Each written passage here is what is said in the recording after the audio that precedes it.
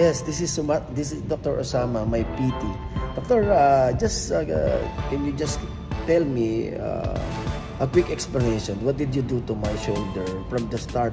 This will be my 6 sessions with you. Okay, so when you came to me first, you had inflammation of the supraspinatus tendon, the supraspinatus muscle, okay, which is called the supraspinatus tendonitis, and it's because of it's an overuse injury. Okay. So the first thing we did was to try to heal the tendonitis using laser, shockwave, Indiva, ultrasound, all those machines, and then we did isometric training. Okay. Because we don't want to put any more tension on the tendon. So we do isometric and then eccentric and then concentric exercise. So we also use the kinesiology taping for the support generally. Those machines that you used to me, what does it call, doctor? The first one is the laser machine, then the shockwave, and Indiva. And all these machines are used for pain relief and tendon healing. To heal the inflammation of the tendon. I don't know what to say to you, Dr. Osama, how you helped me to treat my my shoulder and to become ready for my tournament tomorrow. So I will do my best to bring the cupcake by tomorrow. I hope you win in your tournament. Thank you so much, Doctor. Thank you so much for your help. Okay. Ayan mga guys, ayan yung aking doktor, si Dr. Osama. Ito na yung pinakahuli. Ice. Ginamitan niya ako ng iba't ibang machine ng mga nakaraan na treatment ng shoulder ko. Yung unang ginamit niya sa akin ay hindi ko alam ang tawag eh. So parang ano siya, may nilagay siyang liquid. Hindi ko alam kung anong liquid yun eh. Tapos habang iniikot niya ganun, umiinit siya. Sabi niya sa akin, nakakatulong daw yun para i-heal niya or pagalingin niya yung namamaga na tendon or ligament, sabi niya ganun sa akin. And then, ginamitan niya ako ng shockwave. Yung shockwave, yun yung para siyang ano eh, para siyang yung naggumaganon-ganon na baril, parang ganon. Parang muscle, ano siya eh, muscle tense ang tawag sa kanya. And then, meron siyang kuryente. Tapos, ang ginawa niya sa akin kanina, ginawa niya ulit sa akin yung parang iniikot-ikot niya na ganon na machine na umiinit. Then after that, ginamitan niya ako ng laser. Sabi niya, ito yung huli, yung laser. Ili-laser kita kasi para pagalingin niya yung mismong areas na magasag. Pero magaling naman na yung yung balikat mo. Pero sabi niya, gagamitan natin ng laser para mas lalong lumakas yung muscle mo. Then ginamitan niya ng kinesiology tape.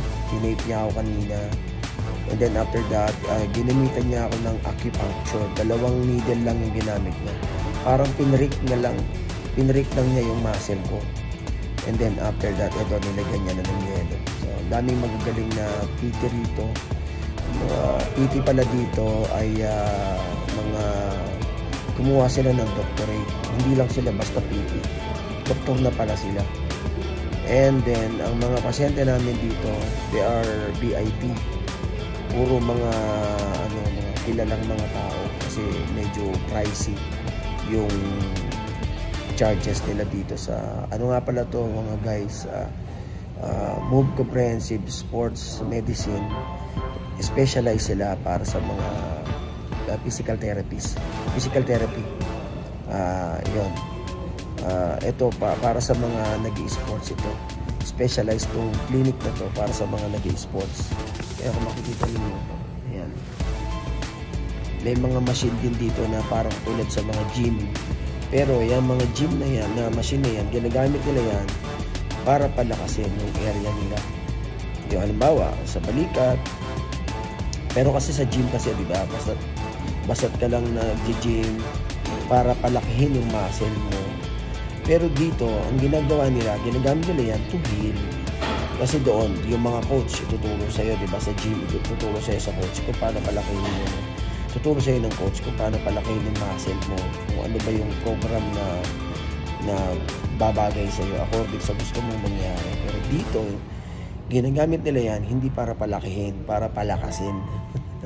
Kasi naoperahan ka, so yun yung ginagamit nila, yung mga machine yan. Although, ito din ang ginagamit para pampalakas ng muscle. Diba? Pero hindi lang basta pampalakas. Una, pampahil. And then after that, hanggang sa to recover. Hanggang sa makarecover ka, then balik ka na ulit sa sports mo. So yun lang mga guys, yung naging journey ko sa treatment ko sa aking balikat. So super nagpapasalamat din ako dun sa boss ko, si Dr. Abdullah, yung amo ko. Bali, pangalawa sa pinakamataas dito sa Move Comprehensive Sports Medicine. Yan, kaya tuwang-tuwa ako kasi pinayagan niya ako. So, halos 1 linggo ako nagpa-treat. Magmula nung Sunday hanggang ngayon. Last day, hindi pala, 6 na araw. Magmula nung Saturday. And then, diba, Saturday, Sunday, Monday, Tuesday, Wednesday, Thursday. 6 na araw, diba? Buti naman at na-treat ko. At nilibre ako ni doktor. Sabihin mo, utos ko na i-treat kanila. So yan, super thank you ako kay Dr. Abdullah na pinayagan ako na ipatreat yung aking balikat, at kay Dr. Usama na magaling na treat magaling na doktor siya. Ang galing niya pagdating sa ganun, piniliwanag niya sa akin yung mangyayari. So yun lang guys, at kapag meron kayo problema sa mga muscles o whatever, try nyo pumunta rito, magagaling ang mga doktor. Kaya nga lang, medyo pricey, medyo mahal kasi ang facility dito maganda. So 6 na floor ito, 6 floors ito. At may mga specialized sila doon. May mga pagbabae din dito sa 3rd floor.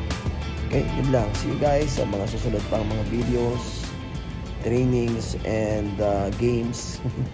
Okay, thank you, bye.